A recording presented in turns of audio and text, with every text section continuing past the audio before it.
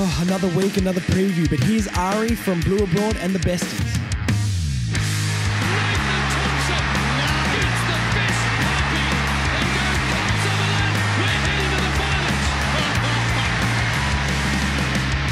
Hi everybody, welcome back to another episode of Further North. I'm taking over the preview pod this week because I love Carlton and I told Josh that I wanted to be in charge. So here I am.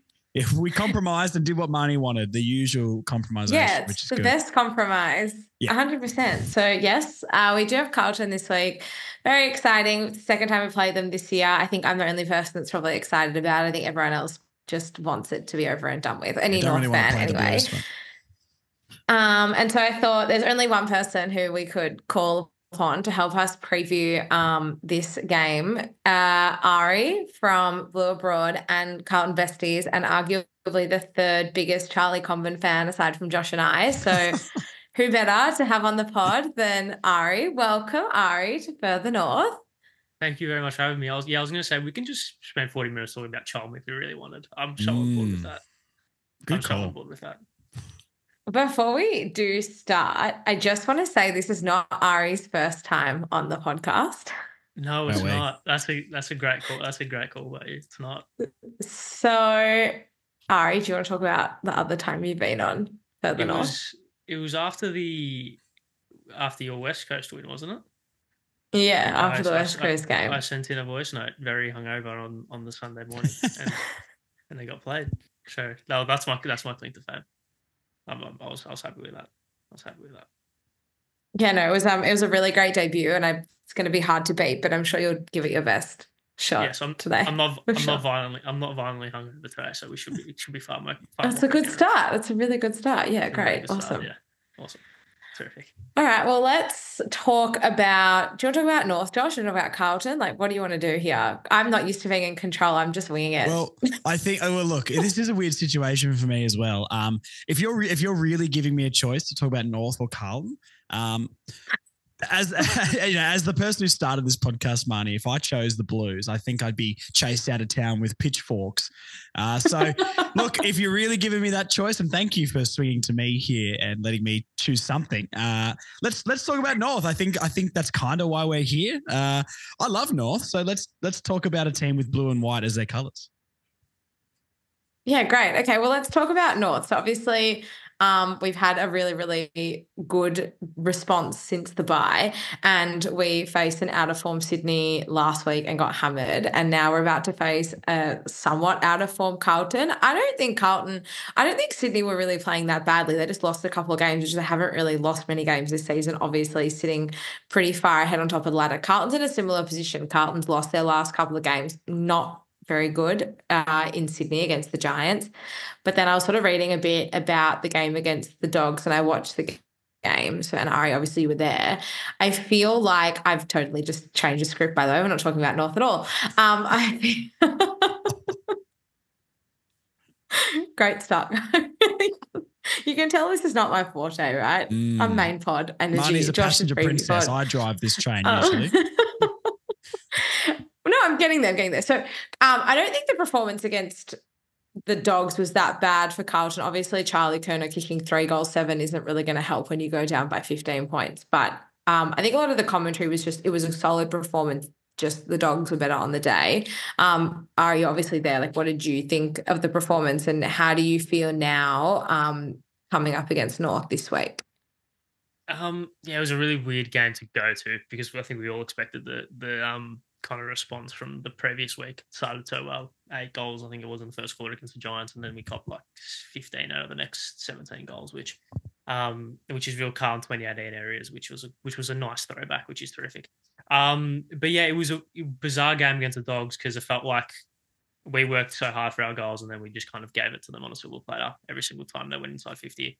Our ability to defend stoppage, especially from the middle and in our defensive 50, was just well below par, and that was the most frustrating thing because we've got really talented midfielders, but the ability to defend stoppage, they were walking it out of the middle and getting really easy entries. So considering the talents that North have in their midfield, especially with a certain Chris Judd 2.0 in LDU, I think Which one? You could. That's about 3 of them, I think, at the moment. Yeah, well, there you go. That makes it. That's even better. That's even better. Here I am being cocky after we get smashed by 70 on the weekend. Second last on the ladder. Well, yeah. Well, I mean, you're more than welcome. You're more than welcome. I'm not all. I'm confident, but like, there's always that like 5% in my mind. That's just like, surely not. It is very North Melbourne like to sort of play all right, but then and work so hard for your goals, and then you just give up the easiest transition goal straight from stoppage or out of your forward line. So I can sympathise like that. With the Blues game plan, how are they sort of playing this year? What's their bread and butter? Is it winning the contest? Is it from stoppage? Is it transition off half back? What do the Blues do well and try to execute with their game plan, do you think? Well, it's really weird. I think it's based a lot on team selection. So against the Giants, we conceded 70 points off stoppage, which is just an outrageous amount. And then even last week, we conceded 5 goals from stoppage. And a lot of them were just instances of the midfield just not being clean enough defensively, like trying to maybe downhill ski a little bit and just trying to get forward and get on a roll kind of going forward. I think when our stoppage game is working, it's very scary. Like when Cripper's up, when Walsh is up. Cherry's been a little bit out of form, but if he can, this year will be his 3rd or 4th game back from an injury. If George Hewitt gets named into the side, that's probably our biggest avenue. But then again, we struggled from transition at some stages earlier this year without Sard and McGovern. McGovern probably won't play on the weekend. Sard's back into the team, and we lack that ability to transition the ball well without McGovern from our back half. So yeah, I guess it's just based on whatever team like turns up on the day. We've smashed teams in the contest, but we've also smashed teams in transition. I think it's just based on the weakness of the opposition. I think is probably the best way that we can kind of go into this game thinking, or like kind of looking at how Cart will play. But yeah, it's bizarre because with all the talent up forward, it's just about trying to get it in there as quickly as possible, and we just find different avenues of doing that. But when do you think Carlton like play down to their opponent a little bit? Because it kind of feels like that when I watch them a lot. Is like you're right. You look at the list and the team they put out, regardless of having an injury here and there, they're incredibly strong. And then you turn up against the Dogs, and so you sort of like, I think you should beat them fairly comprehensively, but then you sort of like match their level and scrape past, and similar with the Giants and things. Like, why do you think that happens a lot of the time? I don't know, because on paper, I know football's not played on paper, but on paper, the formula to beating the Dogs was pretty simple. They had one key defender, and that was Rory Lobb, and we had the last 3 Coleman medalists and Tom De Koning in our forward 50. So the formula really just get the ball and kick it in high, and surely it would work. And I mean, granted, they had 15 scoring shots between all 3 of them and kicked 6 goals 9, which doesn't help. But that didn't work. And even we lost to the Crows earlier on this season, which was our first loss of the year, and it was a similar formula. We had Charlie, Harry, and De Koning all in our forward 50, and the Crows were struggling with key defensive stocks, and we just couldn't capitalise. So, but then again, we rock up against the Cats and just play this brutal contest game and just dominate and win by 10 goals. And then the week after, we verse the Tigers and struggle for a half until we get on a roll in the 3rd quarter. So you don't know which Carlton's going to turn up until basically on the day, and that we could have this 15-minute patch where we kick 6 goals or 7 goals. But then again, we can have a 15. We get in that same patch, we can kick a goal and just cop one straight away from the centre and just undo all our hard work. So never a dull moment, which is a good thing for the neutral, probably not for my heart, which is just horrific. I mean, despite the fact that both Harry, not so much Harry, but Charlie was obviously quite inaccurate in front of goal on Saturday night, he's still, ever threatening and ever present, and he's always, looming large in that forward line. Harry and then obviously De Koning, what he's been able to put out on the park this year has been, his last few games have just been out of this world. They're obviously all really threatening and then obviously on top of that, you've got Cripps, who's in like sublime form as well. Who else do you think from Carlton is a real threat for North going into the weekend? And then on the flip side, obviously mentioned LDU before. Who from North are you most worried about facing on the weekend? I think when Carlton's game's going well, it's that connection from kind of half forward. So you look at the one that I spring to mind is Elijah Hollands. And it seems like whenever we're in danger, we just give the ball to Elijah Hollands and he just does something good with it because he's just so clean and just so damaging. He doesn't need to have 25, 30. He can have 18 touches, but you know that you're going to get bang for your buck when it comes to those 18. So if he can get into the game, Cottrell has had a quiet 2 weeks since coming back into the side, but he's another player that if he starts to get going and become damaging with his disposals, and that's kind of how we can start to get on top of things if we get that surge kind of football going out of a contest and really capitalizing off turnover. And I think it's about, I mentioned LDU a little bit earlier on about kind of mitigating the opposition strengths. I'd be very surprised if Alex Shinkona doesn't go to LDU. I think that's very obvious that tag will take place. I don't think there's many players who are defensively sound enough in the comp to go with LDU physically. He's very powerful out of a stoppage and very powerful out of a stoppage, has the pace to burn when he needs to switch it on, and can really damage going forward. So I think that's a pretty obvious tag. And then obviously Sheasel is very damaging forward of center as well. So whether or not we put attention to him, I wouldn't be surprised. I'm a massive George Wardlaw fan as well, so I'll be interested to see. He played well against us early in the year from memory. So you and Josh have that in common. Oh, I love George.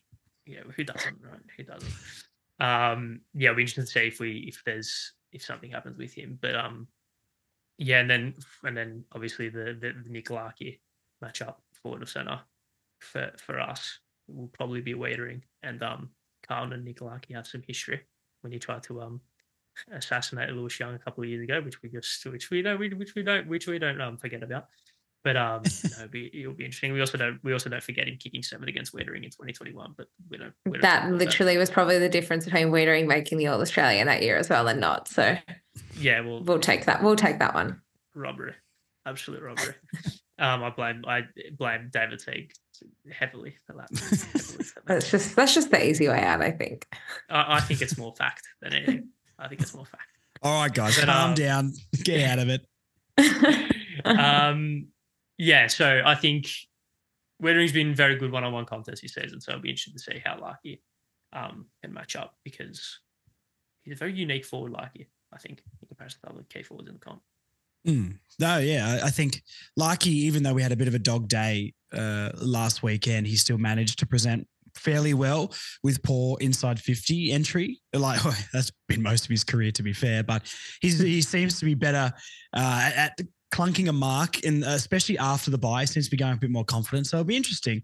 I think with the midfield as well, LDU, you're right, is probably the obvious tag with the consistency, and then it'll be Sheasel. I think Wardlaw is such a massive domino in this game as well, because he was pretty quiet for his first game back last week. Still made an impact, but maybe failed to rack up, 20, 25 or 25 touches or something like that. He was sort of sitting around the 15 touch mark. And I think if he can have anywhere near the game he had against the Pies earlier in the year, and he really steps up, I think we can sort of win it out of the middle.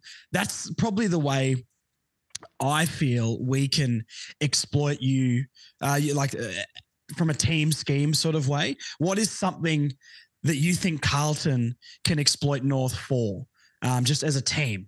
Because a lot of people always go, our defense is weak. That's where I think we can get it. And I think that's the obvious answer.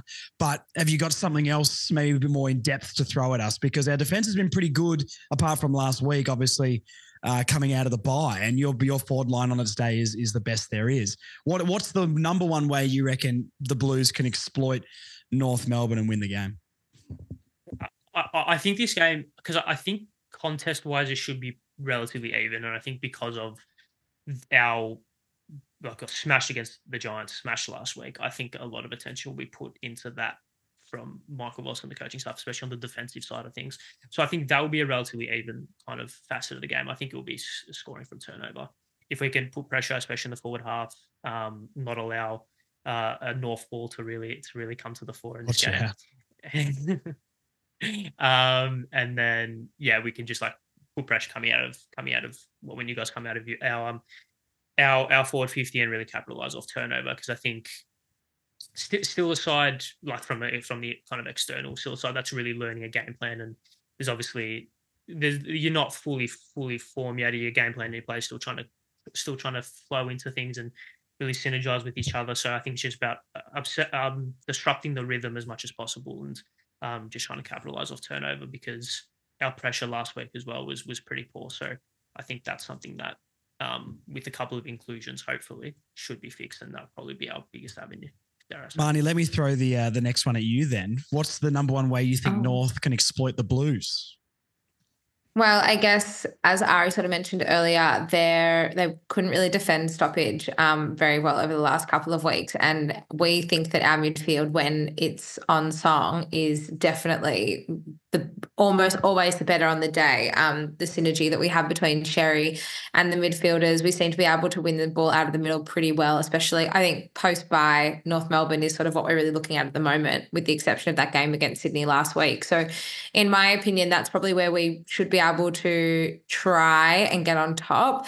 I guess the thing that worries me about Carlton, and this is a big issue we've faced as a team all season, is that Carlton is a side that only needs 10 to 15 minutes of dominance to pile on 6, 7, 8 goals in a row. I've seen it multiple times this year with my own eyes, and I've been happy to see it in those instances. But obviously it frightens me going into this game, because on the flip side, we really struggle to stop the bleeding, and we do get really overwhelmed. And we saw it against the Swans, and, you know, even later on in the first half of the year, like we played Essendon and St Kilda, they're probably the two that stick to mind. We lost the game in 15 minutes. Like, it was pretty even for the rest of the game. And then we just had a small patch and we just could not stop the bleeding. And that's where the game was decided. And that for me is my biggest fear going into this, because I'm not naive. Carlton's sitting second on the ladder for a reason. And, you know, they are a legitimate flag favourite at this stage, along with Sydney, for good reason as well. But, you know, for us, like, I do really think that our best can really match it with the best sides in the competition, and we did it against the D's. And I mean, Collingwood, I don't know what you think about Collingwood at the moment, but we did it against Collingwood as well. So for us, I think we've got a real opportunity. If we can kind of control, then we can at least make a great contest out of it. On flag favourites, obviously Carlton's had a very, very, very good season, and we're sort of coming to the pointy end now and sort of looking forward to September. A couple of difficult weeks, but overall, Ari, how do you feel about where the Blues are heading for the rest of the season and going into the finals? This is, I said this to a couple of people before the season started. I said, this is the first time in my lifetime I would genuinely hear other people tell me that my team can win the flag, and they're not joking. And they're like being deadly serious. So this is an all very dead unique, serious. Very, very unique experience. The last 2 weeks have thrown up a lot of, not red flags in a sense, but really obvious kind of pointers to how we need to improve. I think we're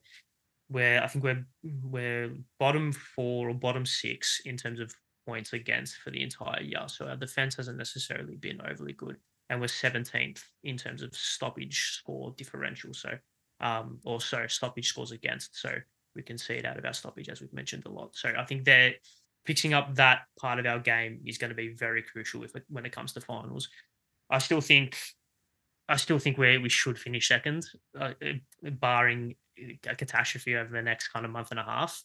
And then you give yourself the best possible chance of getting a home prelim. And I don't think many teams can beat us at the MCG in front of 95,000 Carlton supporters. So it's a scary thought, considering that it's very possible that we could be well within the kind of upper echelons of the ladder and deep into the finals run. Especially considering what happened last year, when nothing felt real. It just felt like it was this fever dream that just didn't look like it was going to stop until it stopped brutally in Brisbane.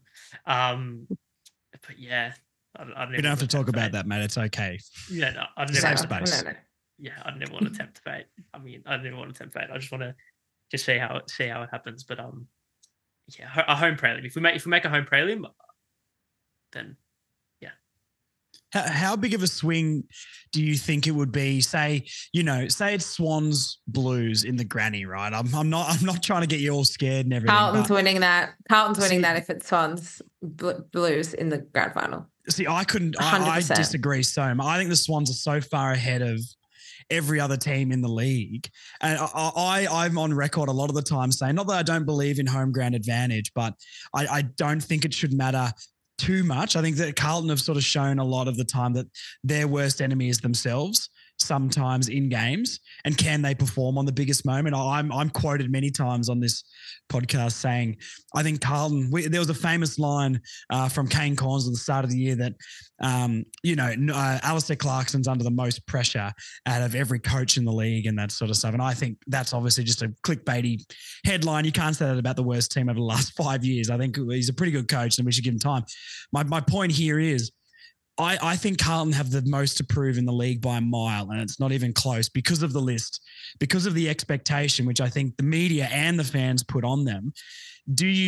How much do you believe if it's at the G, it can really swing your way? And how close do you think the Swans and the Blues are as a team? Because I personally think the Swans, then there's a gap, then it's sort of like second to probably 12th in the league and anything could happen. How do you feel about that? What's your sort of headspace on that? Yeah, no, I agree. I think all you have to do is go back and watch the game that we played against the Swans a couple of, kind of 7 or 8 weeks ago now. They absolutely pulverized us. Just a demolition job, especially through the middle. And you can't allow Isaac Heaney, Chad Warner, Errol Goulden, these guys just happily space coming out of the middle. And that's what we do. So it was a real sort of wow. We're second, but we're a fair ways off. But it's one game, right? So I'm very much of the fact that if we get there at the G, we can definitely win. Will I go into that game confident? I think my confidence. Gee, we're really getting ahead of ourselves now. My confidence. Just go with it. I spoke 5 minutes ago, not wanting to jinx anything. If Carlton versus Sydney in the grand final, I would go into that game thinking, okay, Sydney can very much lose it for themselves here, and we can just be like the Stephen Bradbury and just come in from out of nowhere and just kind of win it because everyone else lost it for themselves rather than us actually doing the hard work. So, yeah, but then we did beat them in a final last year, so that's true. Very different. Stranger things that happened. Yeah. Stranger things that happened. Before we get on to the sort of predictions for this week's game, you are a big Charlie Comben fan. We obviously love Chum here at Further North, and I think that love has sort of trickled to our listeners and to the wider North Melbourne supporter base and you. So give us a bit of a why Chum. We love talking about him, so we're going to open the floor now to the Charlie Comben fan. That's exactly what this podcast needs, the Charlie Comben fan. Well, this is what I'm saying. We should have just spoken about Chum for half an hour. Well, I'm a big 200 plus fan. So at the start of last year, I was just listening to it as I do, and then they got this bloke Charlie Comben from North. I was like, who's this guy? And then it was like, oh, he's pretty funny. And then like a couple of weeks later, he got injured, very unfortunately so. And I was like, oh, that's a bit shattering. And then he just kept coming on and was really funny and was like, oh, this guy's like really cool. And then the love just kind of spawned from there. And then I watched him play this season and he's like, oh, this guy's actually like really good at football as well, which helps. He's not like a good guy who can't play. He's a good guy who's pretty good. So that's pretty much it. That's the synopsis. Great. It's really that simple. The Chum effect. The Chum effect. How can you not love the bloke?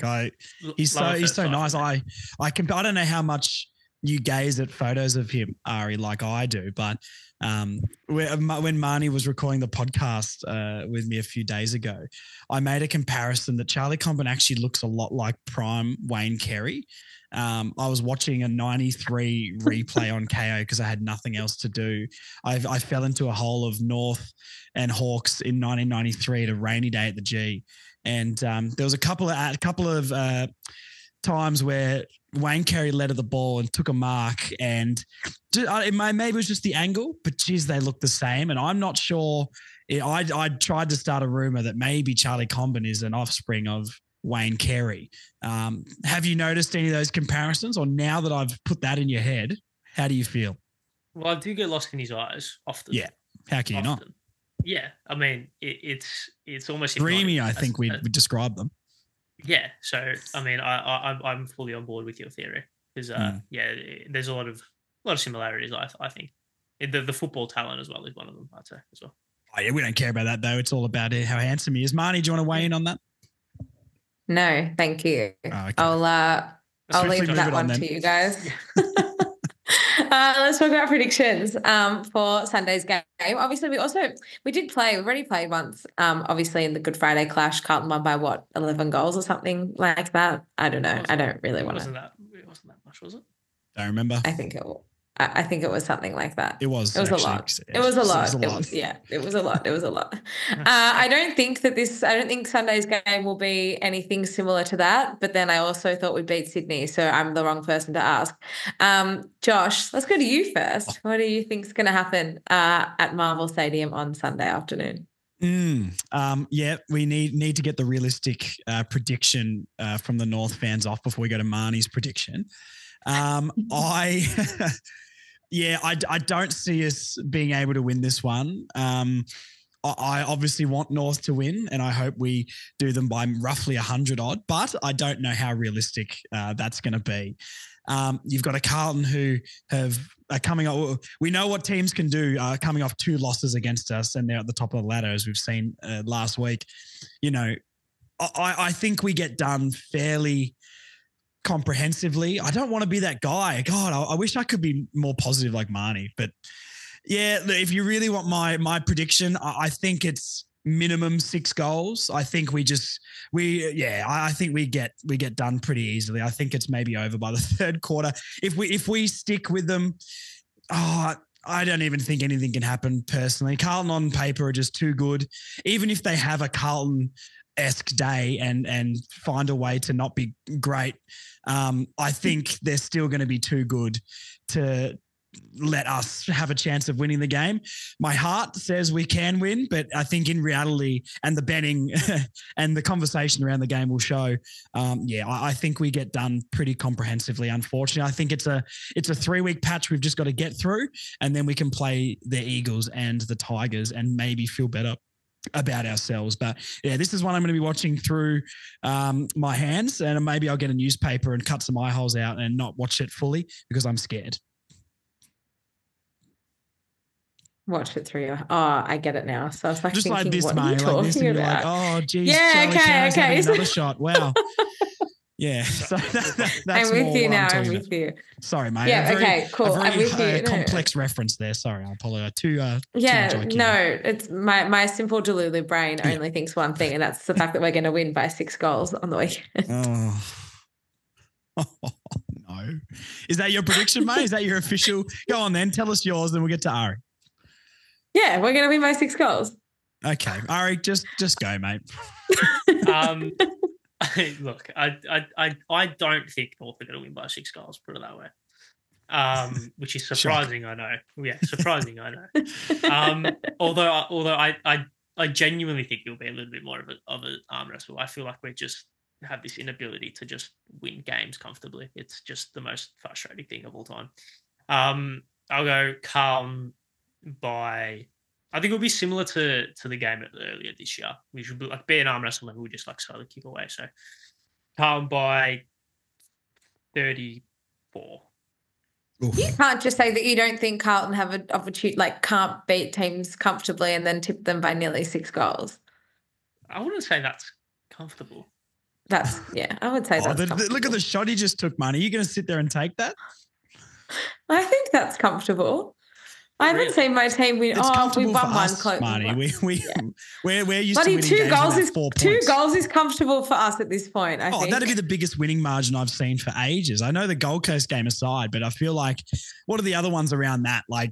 10 points or whatever, or 9 points against the Eagles, 4 points against the Suns. The Tigers 2 years ago, we won by a kick. And then the 2 points at the start of the year last year. 2 points against Freo and a couple of goals against West Coast. 6 of our last 7 wins accumulate to a total winning margin of 12. So I think. Yeah, well, you're speaking to the person who supports a club that won 6 games in a row by under a kick over 2 seasons, and that included 2 finals.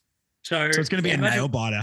Yeah, it's gonna be but it's gonna be like the worst nail bite of all time. It'll be like 30 to 36. I would love to just see like a real like old fashioned shootout. I'd love to see like a high scoring. Like it's not going to happen. We can't do insane, that, Marnie. Come on. Well, I was going to say if North are any chance, they'd have to do what they did against Collingwood, and that's just Larky has to kick 10 minimum. I think if we're really going to have a shot, he's got 4. Yeah, but the annoying thing with that is like the only team that can come back from just about any margin that's not Collingwood is Carlton. So yeah, great. Thumbs up. Yeah. Cool. But yeah, no, I do have this just fear that it's just you're gonna do what you did against Collingwood and just come out and kick the first 8. Oh, how good. No, Bryn Teakle's just gonna go. Oh, I love Bryn Teakle. God, yes. Let's talk about Bryn Teakle. Marnie, is this good? Do you want me to go? Do you want me to just leave? Are you guys happy? You know how I love Bryn Teakle. Now, next time you're at the club, Marnie, can you please get me a Bryn Teakle badge? Sure. Thank you. Do that for you. And you get him to sign. Can we actually wait? Can we talk about one more thing before we wrap up? Speaking of badges. Oh, okay. So everyone knows my favorite player is Hugh Greenwood, and my other favorite player is Aiden Corr. Oh. There's someone else on this chat, this Zoom, that has an Aiden Corr badge, and it's not Josh. Yeah, I was corrupted. I really wish I had them on me right now. I don't. I know exactly where they are, but it's just too much effort. So, yeah, no, I've got an Aiden Corr badge and an Aiden Bonner badge as well. Wow. Yeah. So there's a long story behind that. But as much as I'm a Carlton closet fan, Ari's a closet North fan. So. Yeah. Marnie, you didn't tell me that Ari had an Aiden Corr badge before starting this Zoom. I didn't know. I was jumping on a Zoom with 2 Corr stands, and I'm completely outnumbered here. So this seems like you might not have let him on otherwise. Yeah, you might not let him on. He might spill that earlier. Can I make it up to you by buying a helmet? Would that be oh, yeah, 100%. Yeah, that will do it. You could even buy. Who else don't I like on the team? No one now, actually, to be honest. No, I like Aiden Corr. I'm joking. Yeah, absolutely. So are you confirming, Ari, you're going to be in the bay with the helmet on? I'll wear the helmet on Sunday with my Aiden Corr and Aiden Bonner badge. Wow. Oh my god! What a combination! If you want to see that and more on Sunday, 4:40 at Marvel Stadium, we take on the Blues. Ari, thank you so much for joining us. It has been a pleasure. Thank you for coming for the second time on Further North Pod. If people want to stay up to date with you and your stats, they can find you at Carlton Besties and Besties Footy, and they can also find you over on Blue Abroad on Reflections on Wednesdays at 6 p.m. Did I do good? She knows her stuff. I know my stuff, and sometimes floats around on that. It's because the Carlton thing. What can I say? I don't know. What have I become? We're great. I don't blame her. Okay, I think that's it. Oh, you can thank me for coming on, Marnie. I'm right here. I'm a guest. Josh, thank you so much for joining us. Thank you for joining me on my preview pod. I think I butchered it. I don't think you'll be calling me back to host a preview pod. Maybe I'll sneak one more appearance in before the end of the year, but I'll probably leave driving up to you, and I'll just be the best passenger princess you ever had. Yeah, no, absolutely. I mean, look, you're still in your 6-month probation period for preview pods. So we'll take this information on board. We'll review and get back to you ASAP with a result. Look, I'll say, Marnie, that I feel like you do suit the passenger role because you play that role very well. So you're a Wardlaw to my LDU, which I think isn't a bad result. Being the passenger means it's always about me, so I'm happy with that. That's true. Maybe you are LDU. All right. Okay. Enough. Goodbye. Yeah. See ya. Thanks for coming on, guys. Bye. Thank you so much to Ari and Marnie for joining me on a preview podcast, a stacked preview podcast. It's unbelievable. Nice to be back, me hosting the preview. Everything feels right in the world now. Don't mind the puffy jacket I've got on. I've just realized when I'm looking at the camera, this looks huge. Am I this big in real life? No, I'm absolutely not, but I need to stay warm. Okay, let's go into all of the favourites. Team lineup this week. What am I expecting? I don't really know. I don't expect many changes. I guess it's different coming off a loss or like a bad loss. I guess we haven't seen one of those for a while. I'd like Zach Fisher to come in. I know there's a little bit of an injury cloud over, not an injury cloud, but like Colton McKercher didn't train with the main group today, apparently. So Clarkson in his press conference did say, though, that it's more just he saw from coming back after not playing for a very, very long time. So I think he'll be fine. But can they fit Fish and McKercher in the team? I think you have to make it work. Fish is here on a long deal. He's been really good, and we know what McKercher can do. So you got to make it work. Just move McKercher to the wing. We'll figure it out. Will Phillips is the interesting one as well. I will be very interested to see if they bring him back in. I would definitely be doing that. Carlton have plenty of weapons in that midfield, and people go, oh, he's not going to physically be able to compete with Cripps. Well, if you told me a month ago that he can tag Nick Dacos, I would have said no chance of that either. Go to a Chera, a Walsh, something like that. Limiting one of those guys will be good. Chera's not in the best of form. Walsh on his day could be very, very, very good. So even if you can limit one of those, you're not going to stop Cripper anyway, really. You know what I mean? Dersma is another one, another potential. He's been doing really, really well in the VFL. Kicked 3 last week, playing a lot of midfield time as well. But who do you sort of drop? I mean, Liam Shields is probably one to look at. I like Liam Shields. He puts his body on the line. But maybe Will Phillips for Liam Shields is a natural one. Other than that, I don't think there's too many players you can really drop. I mean, Toby Pink, the big signing, I don't think you drop him after 2 goals. He would be someone maybe I'd like to see replaced by Dersma long term. But the taller forward line is slightly working. Other than that, there's not really many people into consideration, to be honest. Curtis Taylor is maybe the only other one I'd look at. Dylan Stevens had a good game last week, so I don't think you can drop someone after 20-plus touches. So Curtis Taylor's probably the other one. Would I bring in Dersma for Curtis Taylor? Yeah, in a heartbeat, to be honest. Dersma's the future.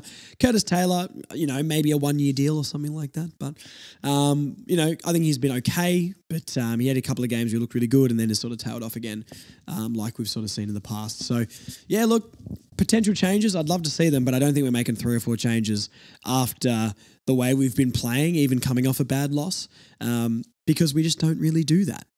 Clarkson hasn't done that for a couple of months now. That's why live team reaction has not been as exciting.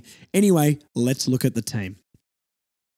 Lots of... okay, it's an extended squad. Don't worry about it. Taylor is omitted and Callan Dawson is omitted. Griffin Logue is in. Okay, I'm going to read these. In, Zach Fisher, Jaden Stevenson, Griffin Logue, Will Phillips, Robert Hansen Jr. Wow. Out Curtis Taylor and Callan Dawson omitted. Very, very interesting. In for the Blues, Jesse Motlop, George Hewitt, David Cunningham, Jack Carroll, Sam Durden. Sam Durden's in. Out Omitted, Brody Kemp and Zach Williams injured. I'm excited for the Sam Durden redemption game, personally. Motlop is, can trouble someone like North. Jackson Archer probably locks down someone else, but I guess, Motlop's more that Bobby Hill type, that real fast, nippy type, more than a Fritz or someone like that he eats for breakfast. So anyway, some good ins, especially Sam Durden for the Blues. Let's talk about the ins here. And it's an extended squad, so we don't know. Zach Fisher, love it. Got to make it work. McKercher, I know these positions they've named here aren't final, but, Zach Fisher has been named off halfback and Colby has been named on the wing. Jaden Stevenson, very interesting. They've been playing Jaden Stevenson off halfback in the VFL a lot, and he's been doing quite well. Are we going to return to the David Noble days? Wowee. Halfback Jaden Stevenson. What a time it was. Okay to get another shot. Not crazy excited about it personally, but hey, maybe he doesn't make the squad. Griffin Logue, I mean, I'd say Logue's a lock if Callum Dawson is going out. Kerno, Mackay, De Koning, yeah. I mean, that sort of says it all, doesn't it? They absolutely have to have 3 talls in that back line. Corr, Chom, locks, we know you need someone else to be down there. Really excited for Griffin Logue. Really, really excited. I don't think Callum Dawson deserves to be dropped, though. I think that's pretty stiff. He didn't have a good week last week. And I know Toby Pink plays in the forward line now, but I would much prefer to play Callum Dawson than Toby Pink. Anyway, I'm not trying to bash on Toby Pink, I guess. I think he's playing a role, but I think we can get a lot of players to do that role as well. But if you're looking at deserving on being dropped, I just don't think Dawson is. Callum Dawson's been very, very solid most of the year. Will Phillips, love to see it. You have to bring him back in. It was a mistake last week to drop him. I think they've learnt. And, Cheryl, Walsh, Cripps, all that sort of stuff. You've got to stop or slow one of them. Robert Hansen Jr. Now, this was someone I wanted to mention as well as a potential in. Has been doing quite well in the VFL. Do I think it'll translate to AFL level? No, not really. But, I don't think it's worth giving up on him. We really need that type of small forward. He had games where he looked okay but couldn't finish or was very, very quiet. Very small. Is he going to be able to tackle and chase? Don't know. But I think, look, the next couple of games aren't the most winnable games. So if you're going to trial anything, do it now before we play Richmond and West Coast. This is my opinion. I know not a lot of people agree with this, but in the realistic world here, this is the reality of things. If you're going to try him now, because I don't want a passenger when we play the Tigers or the Eagles, because I expect 2 wins there. So very interesting ins. Extended squad. It got me excited that we made a lot of changes. We're at least making 2 with Taylor and Dawson, though. So for me, I mean, Fisher and Logue. But Phillips. Oh, God. I don't know. You have to play Logue. I mean, Fisher and Phillips probably deserve to come in. You've got to play Logue with the forward line that the Carlton have. One of them's got to miss out. I guess structurally, because McKirch is in, I'd say maybe Fisher misses out, but I don't think he deserves that at all. He deserves his spot. He's been great. So, wow. Who is going to be the one that misses out? I'd say Stevenson and Hansen Jr. probably don't make it. I would still take out Liam Shields. I'd be taking out Shields for Phillips, reluctantly Dawson for Logue, and Taylor for Fisher. That's what I'd be doing. Wow. Very, very interesting. Very interesting. Who do you guys think? Let me know in the comments who you think you'd take out. So there's going to be 2 omissions, but there's 3 guys I think deserve to play. Who would you drop? Fisher, Logue, or Phillips? Who wouldn't you play in this game? Because we can only make 2 changes with the outs. There might be a late out, you don't know, but let's just go with the information we've been given here.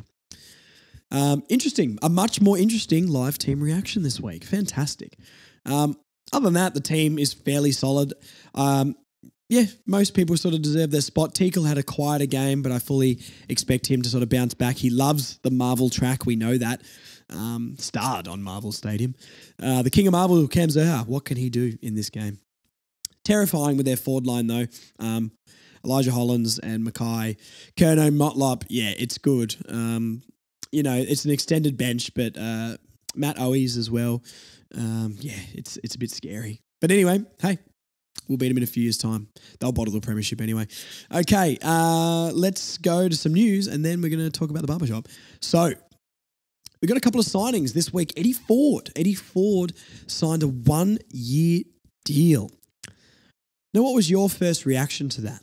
Mine was, 1 year. That's not very much. I think he deserved more. The only thing I can think of is, he wants to sort of prove himself and get a bigger deal maybe in the next year, especially after the TV rights deal comes in. There'll be more money on the table. So hopefully it's just that. I think he definitely warrants maybe a 2 or 3 year deal personally. Definitely 2, if not 3. But 1 year for Eddie Ford. Glad he's sticking around. He's got a lot of X factor about him and I love it. Toby Pink also triggered his own extension. I'm assuming, with the way it was worded, I'm assuming that he had a 1 year add-on on his contract that he could trigger, because the wording was Toby Pink triggers extension. Interesting why we would give Toby Pink a year plus a player option on that deal. I'm not sure a player of maybe his stature would deserve to pick his own destiny. But hey, he's played okay, coming off a ripper game. Good on him. And yeah, I'm glad he's staying around for another year to see. Hopefully a good depth player in the future. Not sure he'll make it, playing 100 games for us, but he's a fun time. Close to a Flag Boys are sponsoring him now, which is fantastic. And good on Toby Pink. Look, hopefully he can kick the winner against Carlton on the weekend and shut me up completely. Got to stand up for my red-headed brothers. And yeah, I mean, there's not really much more going on, to be honest. It's a pretty quiet sort of week. One thing I want to talk about really quickly as well, the Aiden Corr candy shop photos. So we've got all of the submissions now. I've edited them so I can post them up on Instagram. And Aiden Corr is going to pick his favourite, and then we are going to, or Marnie is going to buy the winner an Aiden Corr badge at a game that it lines up with. So you'll see those hopefully on, so if you're listening to this Friday morning, hopefully you can see the photos on Instagram Friday night. That's what we are going to do. So thank you to everyone who did enter. There's some of them are so good. And yeah, Marnie will be at the club and we'll show Aiden Corr these photos and he is going to pick his favorite. We've got word on that. We've got confirmation on that. So yeah, thank you so much to Aiden Corr for wanting to contribute.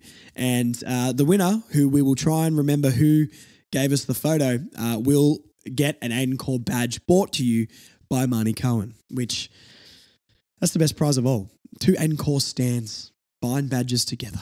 Adorable. Okay. Let's have a look at this week at the barbershop. Now, thank you to everyone who came into the barbershop who listens to the podcast this week. If you guys want to come in for a cut, Black and Brown Barbershop in Mitcham, across from Mitcham Station. Jump on the website, request Josh, and put in the comments further north to know, so I know that you're coming from the podcast so I can give you extra special service. Is it that kind of service? No, unless you got $20. Thank you very much. Okay. Start the jazz. Start the jazz. So this week at the barbershop, I think it's such a crazy week with North Melbourne because we're having a lot of re-signings. And everyone who comes into the barbershop always talks to me about, geez, mate, you got a lot of talent, but you got to keep him. Got to keep him. And I'm thinking, I've kind of done that, man. Do you know anyone we've re-signed? And no one knows. This is the world of North Melbourne. No one knows the moves we're making. No one knows we're developing a future premiership squad. And then when I tell them we've re-signed 7 or 8 blokes this year, they go, oh, I had no idea. You know, I'd like Wardlaw to sign sometime soon, and obviously LDU, but other than that, everyone's basically signed up. Yes, Zerha's got to sign, I understand, but Jerry and Chom and Archer, and the list goes on. The list goes on. People need to start keeping an ear to the ground with North. We're making some cool moves. We're signing these guys up. You got to keep them. We've already kept them, mate. We've already kept them. Everyone wants to hang around Arden Street. It's the place to be. LDU's going to sign. Don't worry about that. I feel like Zerha might. Still not 100% sure. But we're keeping him. That's basically it anyway, guys. If anyone ever tells you, you got to keep him, you say, mate, we've kept him. It's as simple as that. Stop the jazz. Thank you for listening to me calmly talk to you over some smooth jazz. That's about all this week, guys. Hopefully we can get a win against Carlton. If we're the team, if Carlton lose to North, premiership over for Carlton. You heard it here first.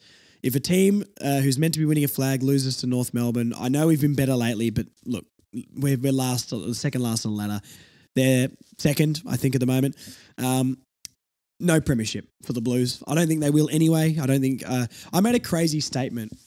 I made a crazy statement at the barbershop, actually. I want to know what you guys think about this too. I said, Carlton and Essendon are the same team. I don't think one's better than the other right now. And people shriek at that. Everyone goes, oh my God, Carlton is way better. Not sure. Not sure about that. because Carlton bottle just as many important big games or games they should win as the Bombers do. Carlton also, they're expected to beat everybody. Essendon go and beat Collingwood and we're all like, oh my God, wow. And then they lose to the Ds and you're like, oh, they suck. But Carlton have lost 2 on the bounce to very winnable opponents for them. I don't think they're that far apart. Carlton are closer to Essendon than they are Sydney. Let's just say that. Anyway, thank you so much. Remember, the Helmet Jerry game is coming thick and fast. Please get your helmets. All the admins have theirs. Marnie's got hers. I've got mine. We're getting the club around it too. Word is that Jerry will be coming to take a photo with us. Not confirmed, but there's some murmurs that we're trying to get through. Hopefully that can happen.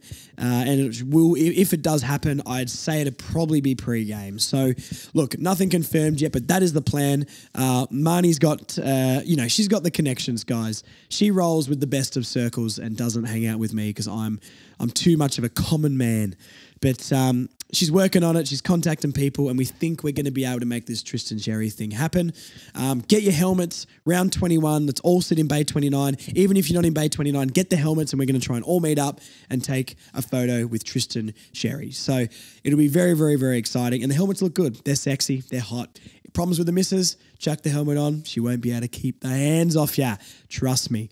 Anyway, I'm getting too bogan. My Tassie roots are showing. I'm going to go now. Go north. Hopefully we beat Carlton, but I'm scared. I'll be on the Gold Coast anyway. So, oh yes, the next couple of podcasts, I'm going to be on the Gold Coast and Brisbane. I'm going to be on a holiday, but I'm still podcasting for you guys, but the audio quality will be less because I've got to use worse mics. I'm not taking all this gear in the bag. Jetstar, too expensive. You know what I'm saying. Anyway, I'll update you guys on my trip. Maybe I'll post something, me poolside, watching North Melbourne play. But anyway, talk to you guys soon. Have a good one. Go North. And Braden George, I love you.